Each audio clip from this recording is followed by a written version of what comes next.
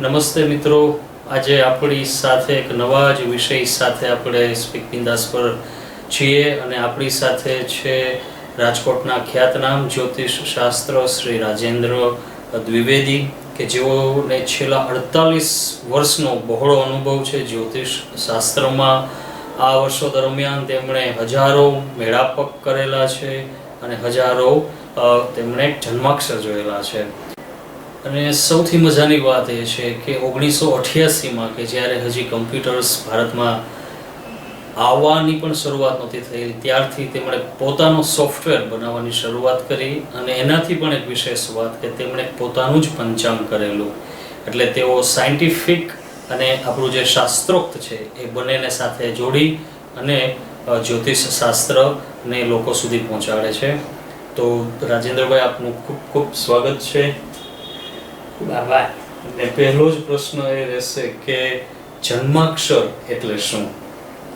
જન્માક્ષર એટલે બાળકના જન્મ વખતે આકાશમાં જે આપણા ગ્રહો છે એની પરિસ્થિતિ આપણે કુંડલીમાં બનાવીએ એને જન્માક્ષર કહેવાય.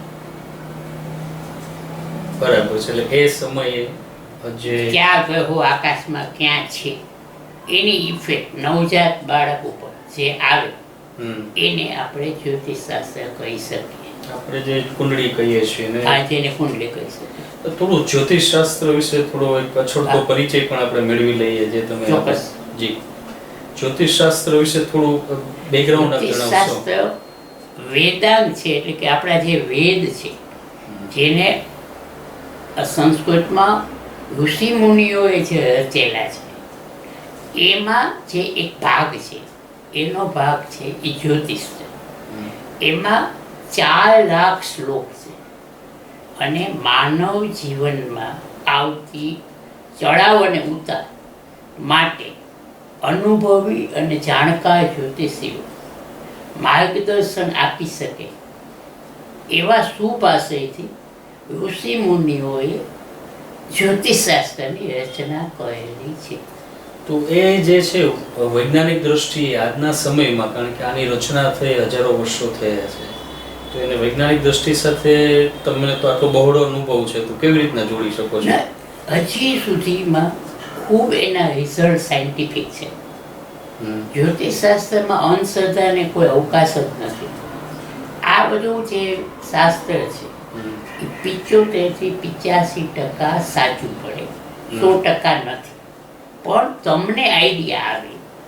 અમારી ભાષામાં એને સાયન્સ ઓફ સેકન્ડ ઓપિનિયન કહેવાય. કે તમે કાંઈક વિચારો છો તો એ સારું છે, ખરાબ છે, તમે કોઈ મોટી ઇન્ડસ્ટ્રીઝ કરો છો, મોટું એક્સપાન્શન કરો છો, તો તમારો પીરિયડ કેવો છે. જો આપણે નબળા પીરિયડમાં ચાલુ કરીએ તો ડીલે આવે, ઓબ્સ્ટેકલ આવે, લિટિગેશન આવે, એટલે સરવાળે આપણને નુકસાનીમાં લઈ જાય. એટલે છે બધું સરસ, એમાં કોઈ શંકા નહીં. કેમ કે હજારો વર્ષ ત્યાં જે ઋષિ મુનિઓએ કરેલું છે એને ડાઉટથી તો કોઈ સમજુ માણસ તો ન જ જોઈ શકે. એમાં કોઈ શંકા નથી. અત્યારે જે જોઈ રહ્યા છે એમને જ્યોતિષ શાસ્ત્રમાં શ્રદ્ધા છે અને જોઈ રહ્યા છે અને ખૂબ જ છે. અને હજી અમારો અનુભવ તો એવો છે કે નવી પેઢીને પણ ખૂબ જ આમાં શ્રદ્ધા અને વિશ્વાસ છે. પણ એ લોકોને વાતચીત વૈજ્ઞાનિક જોઈ છે, સાયન્ટિફિક જોઈ છે, જેમાં કોઈ અંધશ્રદ્ધાને અવકાશ ન હોય તો એ લોકો they are comfortable. આપણે એવું કહી શકીએ કે પ્રમાણભૂત જે પ્રમાણ 100% પ્રમાણભૂત જ છે. થોડુંક વેરિએશન એટલા માટે આવે કે એક માનવની મર્યાદા છે કે જ્યોતિષી જે જોવે છે એ કોઈ ઋષિ મુનિ નથી. એટલે એની જે થોડીક ડેફિશિયન્સી હોય માનવ તરીકેની એ આમાં તમને અસર આપે. એટલે તમે બધાને કહી છે કે તમે એની ઉપર ડિપેન્ડ ન થાવ, પણ તમને બીજા વિચાર કરવાનો મોકો મળે. એટલે અમે એને 75 થી 80% જ કહીએ છીએ કે જેથી કરીને તમને થોડુંક વિચારવાનો ટાઈમ મળે કે ભાઈ આમાં આવું પણ થઈ શકે. તો તમારી અવેરનેસ વધે, તમે વધુ સેફટી જાઓ. આજે જે કાંઈ આપણે પનોતી કહીએ, ખયાબ કહીએ તો એનાથી શું થાય કે તમને અવેરનેસ વધે છે કે ભાઈ તમે થોડુંક ધ્યાન રાખો, કોઈ આમાં કોઈ પ્રશ્નો ન થાય છે. જે આપણને એમ લાગે કે કંઈક મન દુઃખ થયું તો આપણે એમાં કોમ્પ્રોમાઇઝ કરી શકીએ, તો instead of making A personal Prestige issue. તો આ તમે વાત કરી દ્વિવેદી સાહેબ, તો એનાથી એવું સમજાય કે તમારું માઇન્ડસેટ તમે એવું બનાવી શકો કે અત્યારે મારો આ પીરિયડ ચાલે છે. હા, અને હવેના ટાઈમમાં જ્યોતિષશાસ્ત્ર ઉપર ખાસ એટલા માટે જરૂરિયાત છે કે કોસ્ટ ઓફ ઇન્વેસ્ટમેન્ટ ખૂબ વધી ગયા. પહેલાના જમાનામાં 80-90 હજારમાં ફેક્ટરી થતી. હવે અત્યારે કોઈ પણ સારો પ્રોજેક્ટ કરો તો 4-5 કરોડ રૂપિયા સિવાય થતો નથી. એટલે શું થાય કે જે નવી પેઢી છે એ આમાં પણ ઓપિનિયન લે છે કે ભાઈ આ શું છે, આપણે બરોબર ચાલે છે. ભાગીદારી કરવી હોય તો એ લેણા દેવી જોવી, પાર્ટનર્સની કુંડલીઓ જોવે છે. એટલે બધા હવે ડિટેલમાં એટલા માટે જાય છે કે જો એ લોકોનું ડિસિઝન ખોટું પડે તો એના લાઈફમાં બહુ મોટા ચેન્જીસ આવી જાય. એટલે જેમ આપણે મેડિક્લેમ કેમ લે છે, કંઈ માંદા પડવાના હિસાબે નથી લેતા, પણ સેફટી માટે લે છે કે કાલ સવારે મોટું દર્દ થાય તો આપણને ફાઇનાન્શિયલી સેટબેક ન આવે. એ જ વસ્તુ આ છે, એક જાતનો કવર છે કે તમને કદાચ ખરાબ પીરિયડ છે તો કંઈ આપણે બધું બંધ કરીને બેસીને જ જવાનું, પણ આપણે એકને એક વસ્તુ 2 વખત વિચારીએ. અત્યારે તમે ફેક્ટરીમાં 5000 સ્ક્વેર ફીટ વધારવા છે અને 40 કરોડની લોન લેવી છે તો તમને કોઈ જ્યોતિષ એવું કહે કે ભાઈ 6 મહિના ખમી જાઓ, અત્યારે તમારા ગ્રહો સારા નથી તો 6 મહિનામાં તમને કાંઈ ફરક ન પડે, એની સામે તમને સેફટી કેટલી બધી વધી જાય. એટલું જ જ્યોતિષ છે. અમે કાંઈ તમારું બદલાવી શકતા નથી, અમે કોઈ જાદુ બતાવી શકતા નથી, પણ તમે મને આજે એમ કહ્યું કે કાલે અમદાવાદનો ટ્રાફિક જામ છે તો હું સમજો માણસ તરીકે શું કરીશ, હું કાલે અમદાવાદ નહીં જાઉં. તમને એક જ વાક્ય થયું પણ મારું આખું લાઈફ ચેન્જ થઈ ગયું. શું કામ? નકર કાલે મારે ગાડીમાં જ 4 કલાક બેસવાનો વાર આવત ને, એટલે મારો ટાઈમે બગડત, મેન્ટલી હું હેરાન થાત, ફિઝિકલી હેરાન થાત, મને કંઈ ખાવાય ન મળે. તમારા ગાઈડન્સથી મેં શું કહ્યું, બીજું કાંઈ નથી કહ્યું. I have change one day. કાલમાં જવાની પહેલાં હું પરમદી અમદાવાદ ગયો, આરામથી પહોંચી ગયો. એ જેમ તમે મને ઉપયોગી થયા, એમાં કોઈ અંશધા નથી. એમાં હું તમને આવો રીતે ઉપયોગી થઈ શકું કે સાહેબ થોડુંક ધ્યાન રાખો, હમણાં પ્રશ્નો ઓછા થાય તો સારું. તો આનાથી દાદા એક યાદ આવે છે રાશિફળ, જે આપણે ન્યૂઝપેપરમાં વાંચતા હોય છે દૈનિક, રાશિફળ પછી સાપ્તાહિક, પછી માસિક હોય છે અને વાર્ષિક પણ રાશિફળ નીકળતું હોય છે. તો ના, રાશિફળ એક સારી વસ્તુ એટલા માટે છે કે તમારી કોમન અવેરનેસ વધે. માની લો કે અત્યારે કોઈ પણને પનોતી ચાલતી હોય તો છાપામાં, મેગેઝિન્સમાં, પંચાંગમાં આવે કે ભાઈ આ રાશિવાળાને પનોતી છે. તો એ રાશિવાળા શું કરે, એના એસ્ટ્રોલોજર પાસે કુંડલી બતાવે. રાશિફળ સાયન્ટિફિક એટલા માટે નથી, એ અવેરનેસ માટે છે. પણ બધાના ઇન્ડિવિજ્યુઅલ ગ્રહો તો બધા જુદા હોય ને. આજ મારા તમારા ગ્રહો ફરક એટલા હોય કે મારી તમારી એજમાં જ 15 વર્ષનો ફરક હોય, 20 વર્ષનો ફરક હોય. આપણી રાશિ ભલે એક જ છે પણ આપણા જન્મમાં 20 વર્ષનો ફરક હોય. એટલે રાશિ છે એક ભાગ છે. હા, you can divide whole of the world in 12 part. That is called રાશિ. એટલે સૂક્ષ્મ નથી પણ એક જાતની અવેરનેસ છે કે ભાઈ હમણાં થોડુંક જોજો. પછી બધા ડિટેલમાં કેમ જાય, પોતાના કન્સલ્ટન્ટને મળે કે સાહેબ આ જન્મભૂમિમાં પનોતીનું વાંચ્યું હતું તો શું છે. પછી કે પનોતી પણ એવી સરસ વસ્તુ છે કે બધા માટે ખરાબ નથી. શું વાત કરો છો? પનોતી શબ્દ એવો છે સાંભળીને જ એમ. ના, પનોતીમાં ખૂબ સારા અનુભવ એવા છે કે જેના જન્મના ગ્રહો માં શનિ ખૂબ સારો હોય, એને શનિ પડતી નથી આપતી, ચડતી આપે છે. એટલે ખૂબ સારું એક્સપાન્શન થાય, ખૂબ સારા પૈસા કમાય નવું નવું ડેવલપમેન્ટ થાય, આખું ચેન્જ થઈ જાય. એ 7 વર્ષમાં આખું લાઈફ બદલાઈ જાય. પહેલા આપણે એ જાણીએ કે પનોતી એટલે શું. એ આપણે કહીએ કે પનોતી ચાલે છે એટલે તમારી જન્મ કુંડલીમાં અમુક સ્થાનમાં ત્યારે શનિ આવે ત્યારે એ શનિ ખરાબ ફળ આપે અને સારું ફળ આપે. બરોબર. શનિ જોવાની પાછી પદ્ધતિ પનોતીની એવી છે કે જન્મના કુંડલી ઉપરથી નથી જોવાતી, જન્મની રાશિ ઉપરથી જોવાય છે. એટલે જેને આપણે ચંદ્ર કુંડલી કહી શકીએ. એટલે અમે લોકો પ્રેક્ટિકલી શું કહે છે કે કોઈ પણ રાશિ ઉપરથી કોઈ આવીને કે સાહેબ મારે પનોતી હાલે છે, મારે શું કરવાનું, તો અમે એને એમ સમજાવીએ છીએ કે તમે તમારા જન્માક્ષર લઈને આવો. પછી જન્માક્ષરમાં જે જન્મ કુંડલી છે એમાં એનો શનિ ક્યાં છે, કેટલો પાવરફુલ છે, કેટલો વીક છે, એની ઉપરથી અમે એને સલાહ આપીએ કે ભાઈ આમાં તમારે બહુ બીવા જેવું નથી. છાપામાં છે એ બરોબર છે, મેડિસિન છે એ સાચું છે, પણ તમને લાગુ નથી પડતું. બરાબર છે. એટલે પનોતી છે ખરાબ જ છે એવી ખરાબ જ છે એવું 100% નહીં, 100% નહીં. ખૂબ સારા રિઝલ્ટ અમે આટલા વર્ષમાં જોયા છે. અને તમે જે વ્યક્તિઓના મોટા અપ જુઓ ને એ પનોતીમાં જોઈએ અને મોટા ડાઉન જુઓ ને એ પનોતીમાં હોય. તો એમાં કઈ ટિપ્સ ખરી કે પનોતી વખતે કઈ એવું કરવાથી અપ થાય કે પનોતી એવું નહીં, કે ભૂલ થાય તો અવેરનેસ છે. મારું જ્યોતિષશાસ્ત્રની પ્રેક્ટિસ એવી છે કે મેં આપને કહ્યું કે કર્મકાંડ મારો વિષય નથી, મંત્ર તંત્ર મારો વિષય નથી. એ વિષય ઉપર આપણે આવશું. એની ઉપર અમે કામ નથી કરતા, પણ અમે શું કહીએ છીએ કે તમે ધ્યાન આપો. તમને એક વસ્તુ 2 વખત વિચારો. તમારે આ ડિસિઝન લેવું છે તો તમે 2 જણાનો ઓપિનિયન લ્યો, કારણ કે તમારા ગ્રહો સારા નથી. એટલે તમારા વિચારો થોડા ખોટા થાય. તો જે ફિલ્ડમાં તમારે એક્સપર્ટાઇઝની જરૂર હોય, જેમાં તમારા ફ્રેન્ડ આવે, રિલેટિવ્સ આવે, કન્સલ્ટન્ટો આવે, એને પૂછી અને પછી તમે ડિસિઝન લ્યો.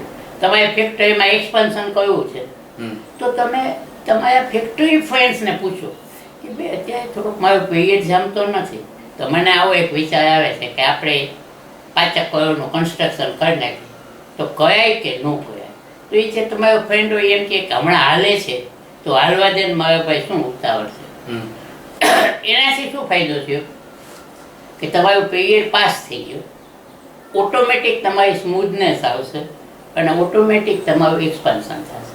ના પણ તો આ સમયે જ્યોતિષ કેવી રીતના કામ લાગી શકે એમ કે એનો પ્રોફેશનલ ઓપિનિયન લીધો ના, ગ્રહો પ્રમાણે જ તમને માર્ગદર્શન મળે. અચ્છા, ઓકે.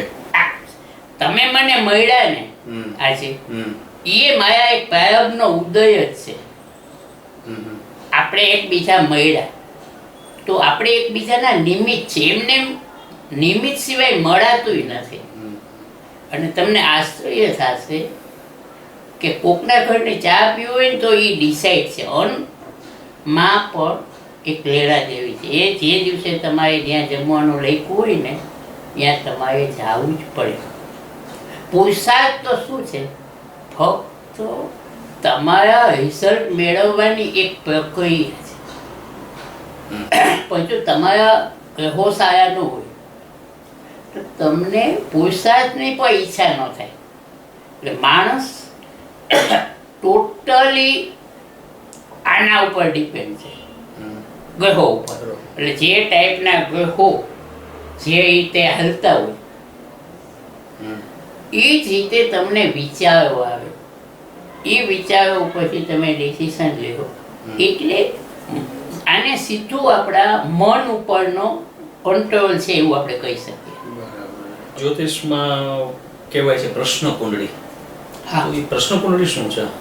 જ્યાં આપણે બાળકનો જન્મ થાય એ માણસના મનમાં વિચાર આવે, એને વિચારનો જન્મ થયો કહેવાય. માની લો કે તમને અત્યારે વિચાર આવ્યો કે મારે અમેરિકા જવું છે, બરાબર છે? તો એ એક પ્રશ્ન જન્મ થયો કે પ્રશ્નનો. તો તમે શું કરી શકો કે એ ટાઈમ તમે એક કાગળમાં લખી નાખો કે મોબાઈલમાં લખી નાખો જ્યારે વિચાર મને એવો હા ત્યાં. ઓકે. કેમ કે ઓન ધ સ્પોટ કદાચ તમે એસ્ટ્રોલોજરને ન મળી શકો, બરાબર છે, પણ તમે લખી નાખો કે ભાઈ આજે સાંજે 6:12 મને વિચાર આવ્યો કે મારે યુએસએ જવું છે. પછી 2-3 દિવસે જ્યારે તમને અનુકૂળ પડે ત્યારે તમે તમારા એસ્ટ્રોલોજર પાસે જાઓ. એટલે એ શું કરશે કે જે દિવસનો પ્રશ્નનો તમે માહિતી આપી એ ડેટ એ ટાઈમ ઉપરથી એક કુંડલી બનાવશો, જેને આપણે જન્મ કુંડલી જ કહેવાય, પણ એને આ ભાષામાં પ્રશ્ન કુંડલી કહેવાય. તો ત્યારે પછી વ્યક્તિની જન્મ તારીખ આપવાની હોય છે? ના, કઈ નહીં. એ જ્યારે પ્રશ્ન ઉદ્ભવે પાર્ટ જુદો ખાલી. ઓકે. આખો પછી એમાં જન્માક્ષરની જરૂર જ નથી. અચ્છા, જ્યારે પ્રશ્ન થયો એ તારીખ ને એ સમય ખાલી પ્રશ્ન. અને પ્રશ્ન કુંડલી ખૂબ જ સારી વસ્તુ છે કે ઘણાના જન્મ ટાઈમ નો હોય, ઘણી વખત થર્ડ પાર્ટીનો પ્રશ્ન હોય. થર્ડ પાર્ટી એટલે શું કે તમારા 3.5 દિવસથી મળતા નથી.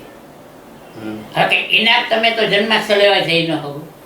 અચ્છા, એ ક્યાંથી કોઈને ખબર જ નથી, એટલે એની માહિતી તમારી પાસે કાંઈ નથી.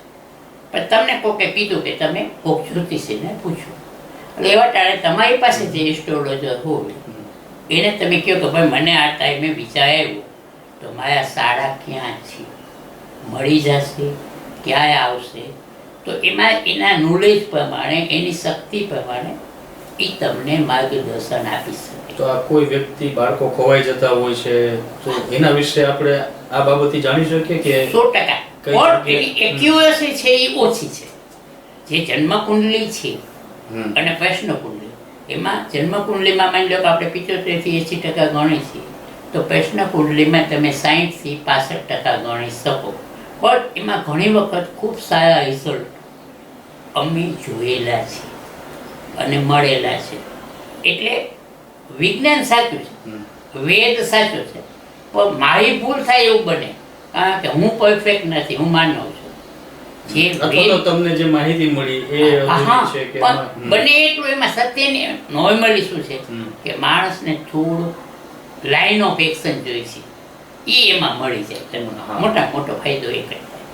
જેમ કે કોઈને વિચાર આવ્યો કે ભાઈ મારે પાર્ટનરશિપ કરવી છે આ વ્યક્તિ સાથે, તો પછી દાખલા તરીકે એ પ્રશ્ન તમે પૂછો જ્યોતિષીને અને એમાં પ્રશ્ન સારો ન હોય તો એ તમને 2 સ્ટેપ આપે કે ભાઈ પેલું એ કે આમાં કાંઈ મને જાણતું નથી એટલે ન કહો તો સારું, બરાબર. પછી તમે એમ કહો કે ના પાર્ટનરશિપ કરવી છે, તો એ એમ કે તું એક કામ કર, તમારા જન્માક્ષર લઈ આવો, પાર્ટનર નહીં લઈ આવો, એમાંથી આપણને જો કંઈ શક્ય હોય તો આપણે ટ્રાય કરશું. આવું એમાં થઈ શકે. હવે આપણે આગળ વધતા મેં વાંચેલું છે કે ભાઈ શોર્ટ ટર્મ પ્રિડિક્શન અને લોંગ ટર્મ પ્રિડિક્શન. એ બહુ સરસ પ્રશ્ન છે તમારો. ઘણા લોકો ત્યાં એમ કે બાળકોના જન્મ થાય ને પછી અમારી પાસે જન્માક્ષર બનાવવા આવે, પછી એમ કે તમે 20 વર્ષ 25 વર્ષનું ભવિષ્ય લખી દો. તો અમે એ લોકોને ના પાડી છે કે એસ્ટ્રોલોજીમાં તમારે જે રિઝલ્ટ જોઈએ છે ને એ શોર્ટ ટર્મ લેવો. શોર્ટ ટર્મ એટલે કે અત્યારે બાળક આવ્યું છે તો એની હેલ્થ કેવી છે, એનું ભણતર કેવું છે, એનું આયુષ્ય કેવું છે, એને કંઈ મેડિકલ કોમ્પ્લિકેશન છે કે નહીં, એવું બધું તમે અત્યારે જાણી શકો. પણ 45 વર્ષનું જે જાણવું છે એના માટે બેટર એ છે કે 30-32 વર્ષ પછી તમે એવા ટાણે એસ્ટ્રોલોજર પાસે જાઓ, કેમ કે એડવાન્સ પંચાંગ હોતા નથી. બધા કહે છે પણ સાયન્ટિફિક નથી. મારી પાસે કંઈક પેપર તો જોઈએ ને.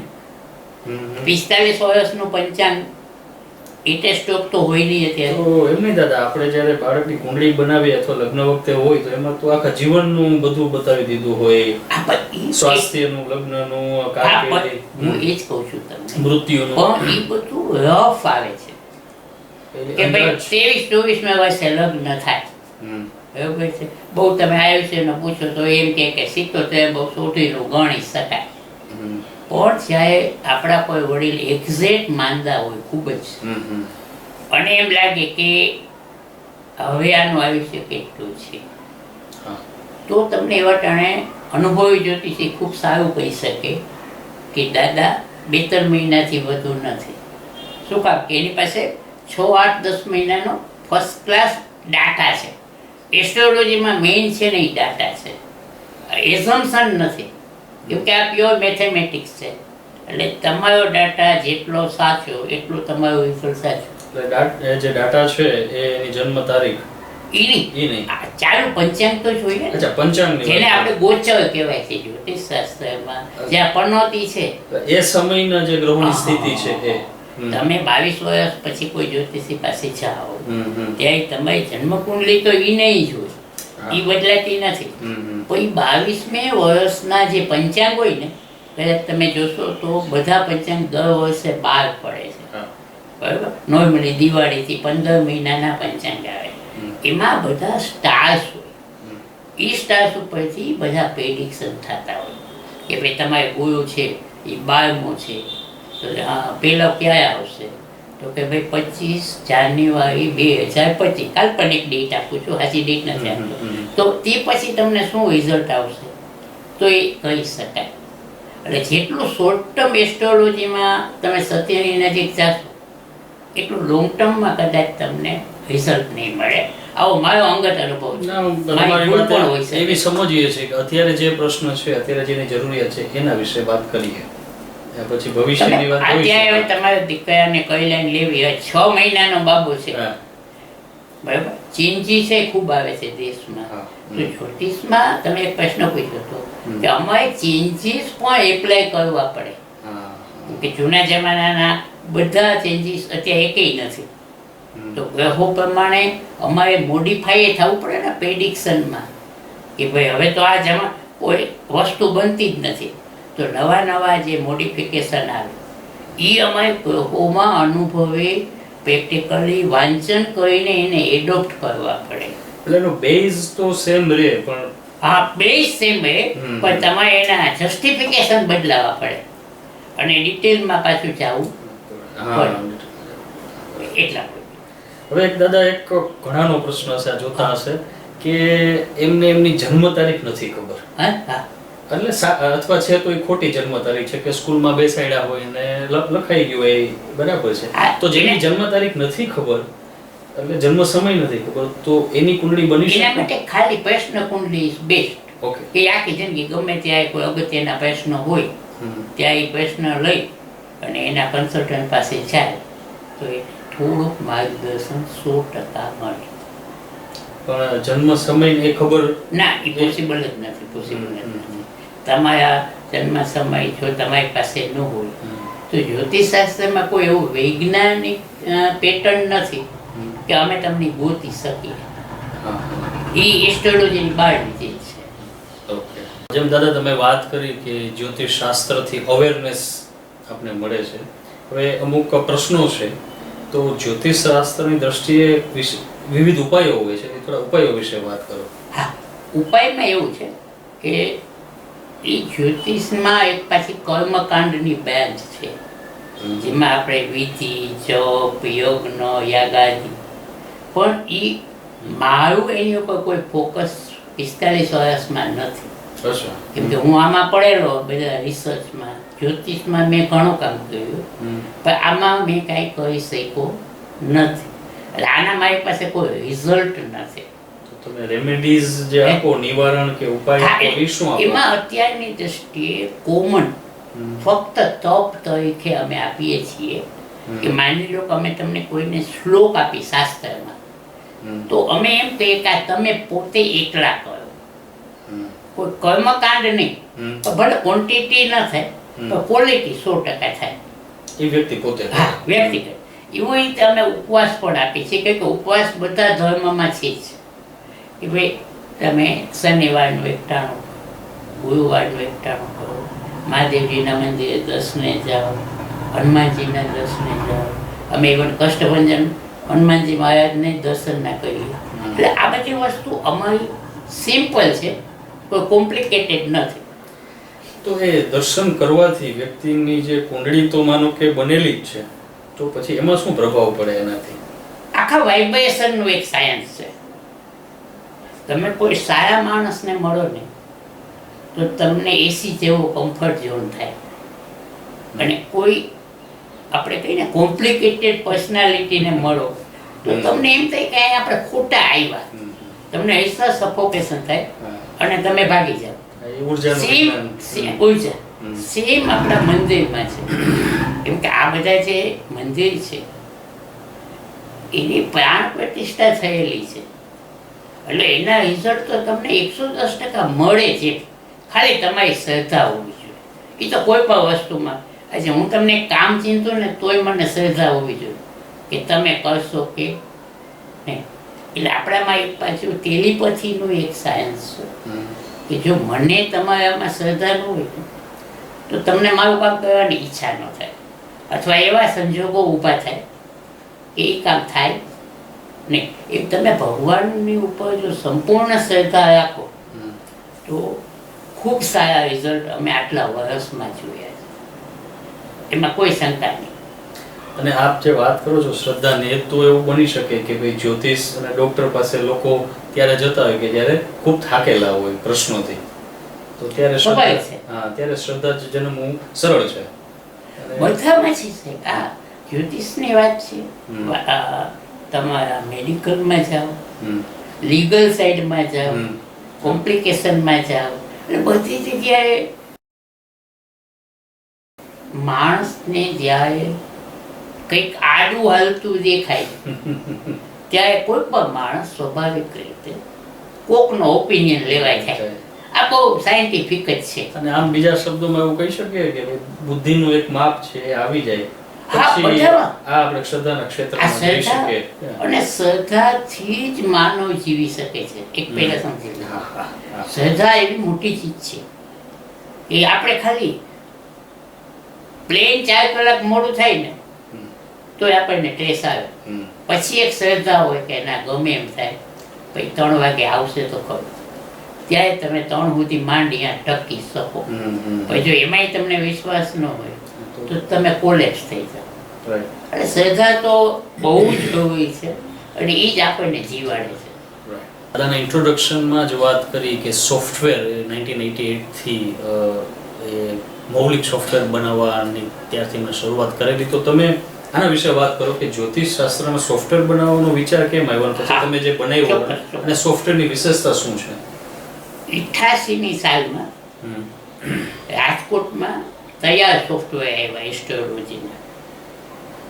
એમાંથી અમને એમ થયું કે આપણે પોતાના સોફ્ટવેર કેમ ન બનાવી શકીએ.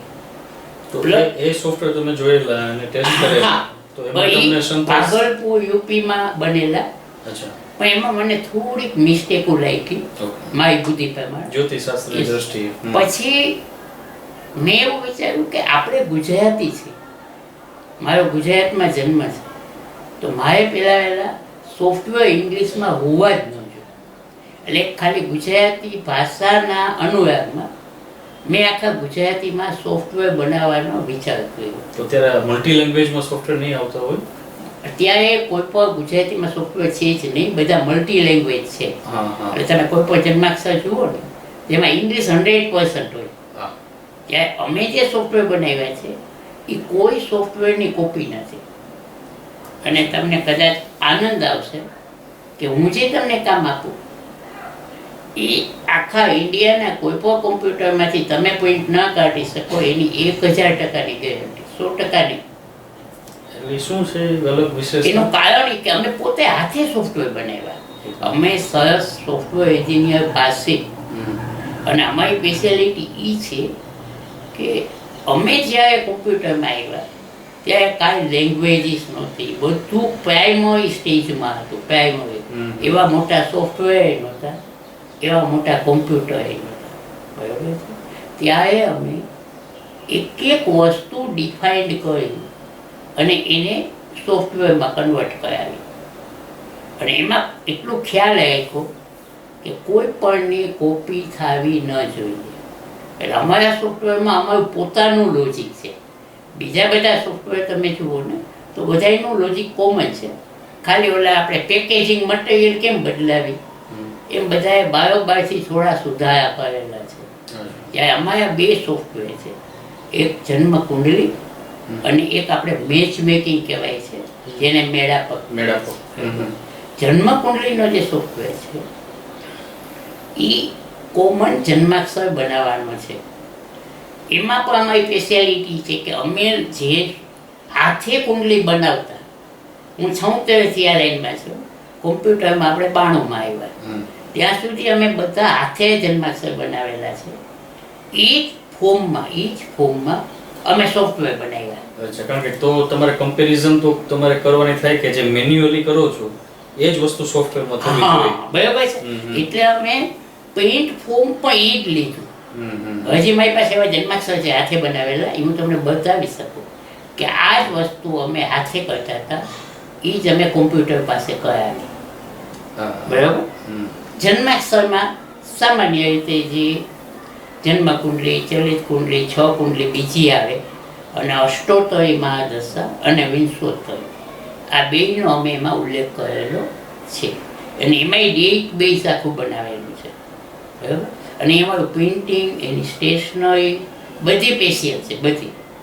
અમારા જન્માક્ષર જે બનેલા હોય એને 99%, 80-90 વર્ષ સુધી કાંઈ થાય નહીં, અને એને નવા બનાવવા ન પડે. એવી રીતે અમે એને પ્લાસ્ટિક કોટેડ આખા બનાવેલા છે, વિથ બાઇન્ડિંગ આપેલું છે.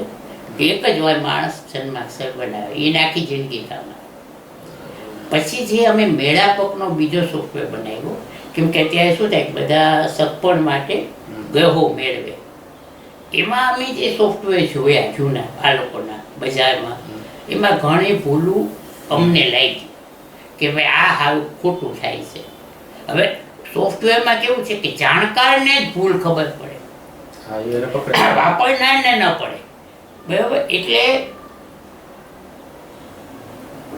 અમે શું કહ્યું કે એના પર સોફ્ટવેર બનાવ્યા. હવે એની અમારી સ્પેશિયાલિટી કહું કે તમે મારે ત્યાં મેળાપક કરાવો અને બીજે ક્યાંય પણ કરાવો તો 100% પરફોર્મમાંથી બધું જુદું બતાવે તમને ટોટલી. પછી અમે શું કહ્યું કે મંગળ એક એવો ગ્રહ છે કે ઘણા તમે સમાજમાં જોશો ને તો એમ કહેશે તમને કે મારા દીકરાને મંગળ છે, મારા દીકરીને મંગળ છે, એટલે મંગળ હોય એટલે આપણે મેળવવા પડે, અને એમાં પાછા ગ્રહો મેળવવા પડે. હવે એ મંગળ છે ને એ બહુ ગવાઈ ગયેલો ગ્રહ છે અમારી ભાષામાં. એકચ્યુઅલી મંગળ શુભ ફળે આપે છે, એવું નથી કે અશુભ જ આપે છે. ના, પણ લગ્ન બાબતમાં આપણે મેળાપકની વાત હમણાં આગળ કરીએ છીએ, એટલે આપણે સોફ્ટવેરની વાતમાં એક છેલ્લું એ પૂછી લો કે આ તમારો સોફ્ટવેર છે પબ્લિકલી અવેલેબલ નથી ને? ના, મારે પોતા માટે છે. કારણ કે આપણે ઓફ ધ કેમેરા વાત થતી હતી ત્યારે એ તમારા પૂરતા છે, તમે એનું કઈ વેચાણ કે કઈ કરતા? ના. મને 92ની સાલમાં તમને આનંદ આવે એટલા માટે કહું છું કે બોમ્બેના સીએ મારા જન્માક્ષર જોયા હતા. એ લોકો સ્પેશિયલી મને મળવા આવ્યા હતા, અને ત્યારે મને 9 લાખ રૂપિયા ઓફર કર્યા હતા. પણ મારે શું હતું કે મારું પૈસા છે એ મારું બહુ લોજિક નથી. મારું એક સ્ટેટસ બનાવવું હતું કે ભાઈ સારું કામ કરાવવું હોય તો અહીં જવું પડે, બસ. એટલે ખાલી મોનોપોલી માટે જો હું આવું ત્યારે વેચી નાખું તો મને પૈસા મળે. પણ પછી મારી સ્પેશિયાલિટી કાંઈ ન હોય, બસ પછી બધા કરે ને એમાંથી કેવી રીતે? મારે તો શું છે કે પૈસા નથી જોતા, મારી એક મોનોપોલી જોઈ છે કે હું કંઈક કરીને સમાજમાં ગયો. તો આમ આગળ પ્રશ્ન એ પણ થતો હશે આપણા દર્શકોને કે તમને જન્માક્ષર બતાવવા માટે અથવા બનાવવા માટે લોકો મળે તો તમારા કોઈ ચાર્જીસ ફિક્સ છે? કેવી રીતે છે કે બેઝિકલી આપને કહું, તમારી વાત બહુ સારી છે, પણ પહેલેથી 48 વર્ષથી જ્યોતિષ ઉપર મારી આજીવિકા નથી. સમજી લો. એટલે આ એક જાતનો આધ્યાત્મિક પ્રોફેશન છે. એટલે હું વ્યક્તિની પરિસ્થિતિ જોઈ જરૂર લાગે એટલા જ પૈસા લઉં છું, અને ઈશ્વરની દયાથી ઘણા ફેર કરું છું. કારણ કે મારો બેઝિક આજીવિકા સરસ છે, મારો ટેક્સેશનનું કામ છે, એટલે મારે કોઈ મારું ઘર લાવવાની ચિંતા નથી. એટલે આ વસ્તુમાં મેં કોઈ ફાઇનાન્સ ઉપર ડેવલપ નકર તો છે ને સાહેબ, જો હું ફાઇનાન્સ ઉપર જાઉં ને તો હું આ સોફ્ટવેર બનાવી જ ન શકું. અચ્છા, એથિક્સ ઉપર ગયા એટલે પોસિબલ જ નથી. કારણ કે મેં 4 વર્ષ સવારે 4 વાગે હું રામધામ જાતો 88 થી 92 કાલાવડ રોડ ઉપર, આપણે જે અત્યારે જે કહીએ હોકાટ એની સામે, નામ સહિત કહીશ તમને. અમારો સોફ્ટવેર બનાવવાવાળા ડૉક્ટર એન જાની, જે ખૂબ સિનિયર મોસ્ટ હતા, એ મે બી મોર દેન 78 or 80, એને મને સપોર્ટ આપેલો. એમાં તે એકવાર જન્માક્ષર બનાવ્યા, એને મારું કામ જોયું. મને કહે રાજુભાઈ તમે થોડોક સહકાર આપો ને તો હું તમને સોફ્ટવેર બનાવી દઉં. પણ એસ્ટ્રોલોજી એનો સબ્જેક્ટ નથી, તો તમે સમજી શકો. એટલે એમનો સબ્જેક્ટ આ પ્રોગ્રામિંગ કે જે હા, તમે શું કહ્યું, ડેઈલી એની પાસે ફોર્મ્યુલા લઈને જાય સવારે 4 વાગે. અને એ જમાનામાં મોબાઈલ નહોતા. જો મેં પૈસાને પ્રાધાન્ય આપ્યું હોત તો હું આ કામ કરી જ ન શકત. મેં જે પંચાંગ બનાવ્યા છે ને એ હાર્ડવર્ક છે. હા, તમે પંચાંગ પણ જાતે જ બનાવેલો છે. હા, બરાબર. મેં પોતે જે પંચાંગ નોર્મલી જન્મભૂમિ પંચાંગ કાર્યાલય બનાવે છે, જેનો 15, 20, 50 જણાનો સ્ટાફ હશે, એક્ઝેક્ટ મને નથી ખબર, એ પંચાંગ હું એકલો બનાવતો. એટલે તમારી પેશન, એથિક્સ અને રસ અને ખાસ તો લોકોને મદદ કરવાની ભાવના. આપણે બહુ સાદું કહીએ ને કે I want to make mathematical astrology simplified. A simplified કરવામાં મેં 48 વર્ષ કાઢ્યા. એટલે એમ એસ્ટ્રોલોજી માટે મળો તો એમનો ચાર્જિસ છે બહુ મિનિમલ છે, અને તેમ છતાં હું એમના કોન્ટેક્ટ નંબર્સને શેર કરીશ, એટલે તમે આવો ત્યારે પહેલાં ફોન કરીને આવો અને તમે ચર્ચા કરી શકો છો. તો આજે આપણે જ્યોતિષ શાસ્ત્ર વિશે ખૂબ બધું આપણી પાસેથી જાણ્યું, અને વ્યક્તિગત કોઈને વિશેષ જાણવું હોય તો તમે ચોક્કસ મળી શકો છો. તો તમારા સમય બદલ ખૂબ ખૂબ આભાર. Thank you.